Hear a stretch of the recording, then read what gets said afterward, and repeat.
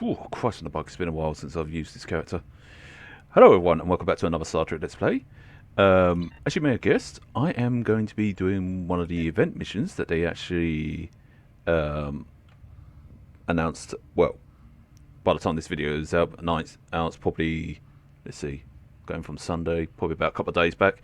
But yeah, they announced just recently today where you could actually earn 14 progress in tokens towards this reward, which is the sword, but the main big prize is the overall event campaign.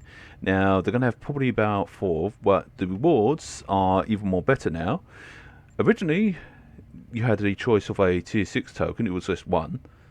Then they went into tier 6 or 1500 lobby, and now they're added a premium prize of a tier 6 ship choice.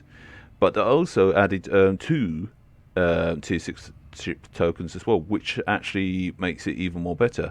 Yes, you have to do the whole entire thing, of course, throughout probably about 3 events, maybe 4, depending. But it gives you, a chance to actually get yourself a nice shiny ship and such. Now, the events choices you got is Breach and Storming the Spire. So here's what I'm going to do. I will do the Breach first, and then I'll do Storm and Spire the next day. That way, I can actually gain event points for those days. So that way, you can see the Breach in action, the event version of the Breach. Now, Storm and Spire, you probably don't need to see that too much because I've probably already showed it in one video already, or maybe there's a video coming up and such. I can't remember what I've done. Yes, my brain's a bit can't remember everything I've done. But hey, it's my age. The Hoth Fortress ship is... Right, we already know about the whole deal. So it's basically, I explain it in quick terms. It's basically like Star Wars, really. You just go through the trench run, do as much damage as you can, get to the core, blow it up. This one's the shortened variant compared to the long variant. The long variant is due to be uploaded eventually. But I thought I'll put this one up first before that one anyway. So that way you can see this while it's going on. But also what I love about the event one is that they added a little bit of shine to this as well. Because you can see like, all the little lights there going up and that. And it's a lot more short compared to the original. Now, ideally, I would love to bring a small ship, but I thought, you know what, just bring in my bigger ship and do it. I didn't bring in my super duper slow ship, because otherwise, it'd be just too slow for what it is. Even though it's a, more of a heavy reinforced ship, but I'm still working on that one. And yes, it's a tier 5, but I managed to update it to a tier 5X as well, which is the Obelisk carrier. I will show more about that when doing Storm and the Spire. That'd be a good idea to demonstrate it. Plus it can show to anybody who has doubts about tier 5 ships that they're still pretty tough. Yes, tier 6 ships are wonderful with all their traits and that, but I would definitely say don't give up on your tier 5 ship yet. Don't think that it's weak, as I keep saying. I think I said it in the previous videos. I'm living up to my old age nature. I gotta say, I do love some of the setups that some of the people have for their weapons and such.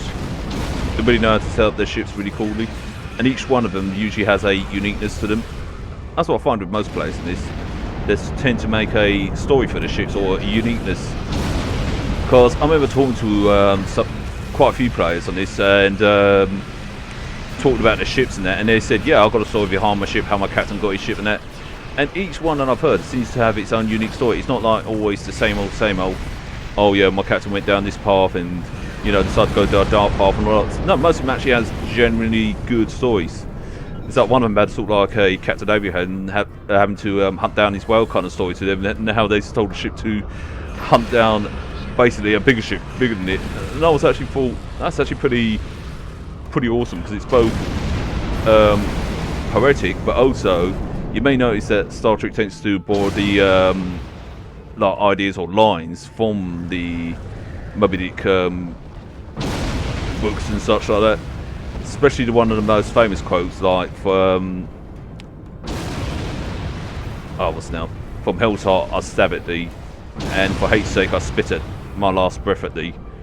That was the captain's last words, I believe, before he him and his ship went down. Located a vulnerability in their defense. If I remember that correctly. Although I've been hearing different variations of the Moby Dick story, so it's like, yeah.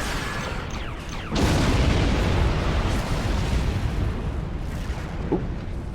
It would help if I actually moved. I've got to say, The Breach is one of my many favourites of the PvEs, or Task Force operations.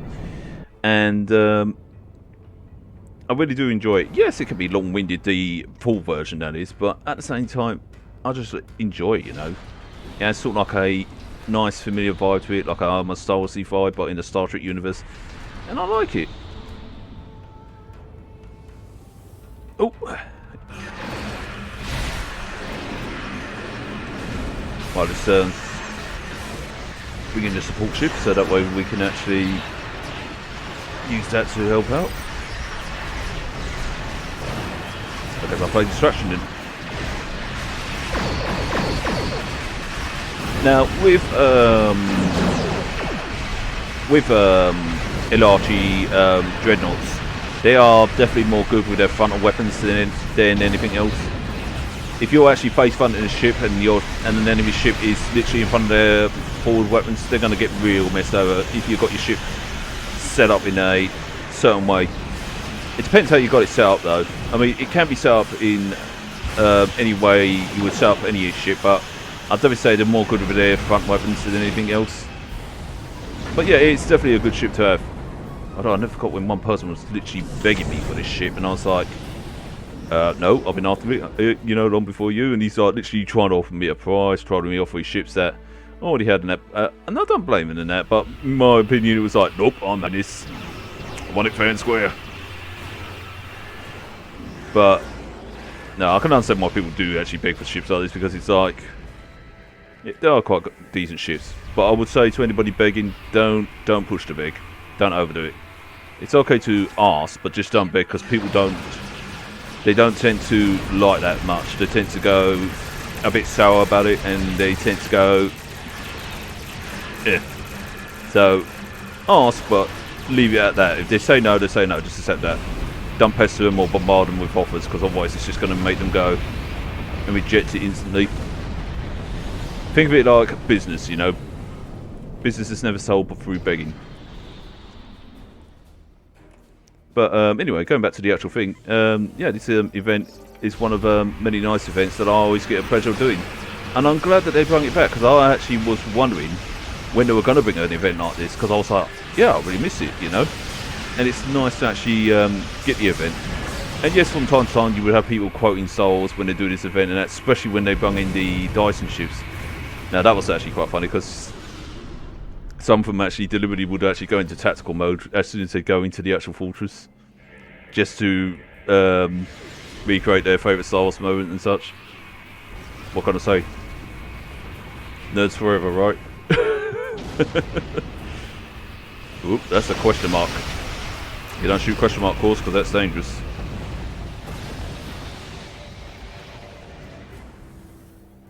So I'm just trying to make sure that this is going a lot more quicker than expected.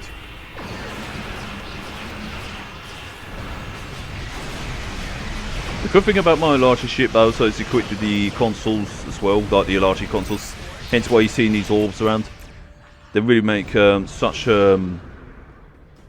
good defense. So I had to wonder which end of the ship I was at, and then I realised that the doorway's over there. Oh. Plus I love the whole support craft. Support craft? I mean the whole assault craft. There we go. I need to actually get the Ilachi battleship with the support craft, because that is actually quite handy to have. Maybe that's what I should actually invest in. But then again, when I do get my prize, I'm going to choose one of the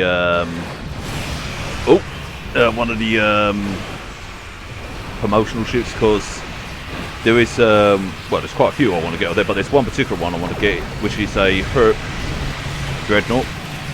And that will complete one of the collections that I got on one of my characters.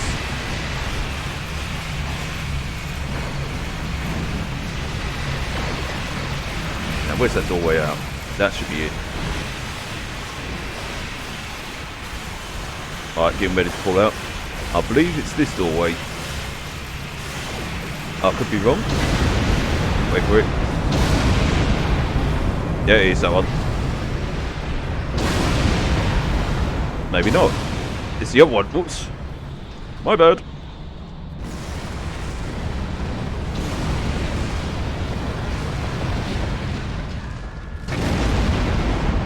Obviously this one takes more of the different route compared to the original one. I think this one is more of a longer route rather than a short route. I guess... yeah, it is, because I remember the other one being a little bit shorter. So I'm just thinking back.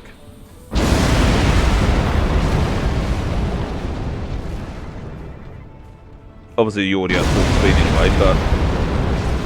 yeah. Let's do a barrel roll, shall we?